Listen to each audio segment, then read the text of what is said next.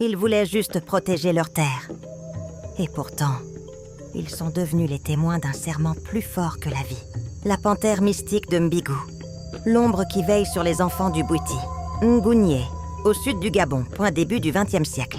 Au pied des collines couvertes de brume, là où la forêt pluviale avale la lumière, vivait le peuple Masongo. Peau sombre comme l'écorce mouillée, visage peint au kaolin blanc. Leur nuit vibrait au son profond d'une gombi, la harpe sacrée. Et puis, oh, tu ne vas pas y croire. Une panthère noire apparut. Ses yeux rouges brillaient comme deux braises vivantes.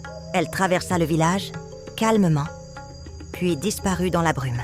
Laisse-moi te dire, ce n'était pas une panthère comme les autres. C'était l'âme d'un guerrier Masongo. Avant de mourir, il avait juré « Même après ma mort, je protégerai mon peuple ». Et il revint, sous cette forme redoutable, gardien entre les vivants et l'invisible. 3 jours plus tard, bam! L'orage éclata, l'Ingounié déborda. Les champs furent noyés, les cases emportées, le bétail disparut.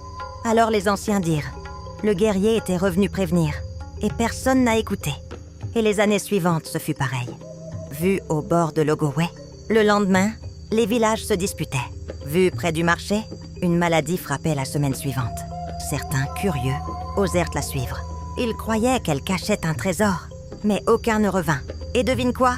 Les anciens disent qu'ils errent encore dans une forêt que seuls les morts connaissent. Si moi je devais retenir une leçon de cette histoire, petit voyageur, je te dirais ceci. Quand tu donnes ta parole, elle te suit au-delà du temps. Un vrai serment ne s'arrête pas avec la mort. Je suis la voix de l'histoire. Et la panthère mystique de Mbigou nous rappelle que certains guerriers veillent encore, même sous d'autres formes. Like, commente si tu connaissais déjà cette légende. Et surtout, abonne-toi, car d'autres récits veillent dans les forêts d'Afrique.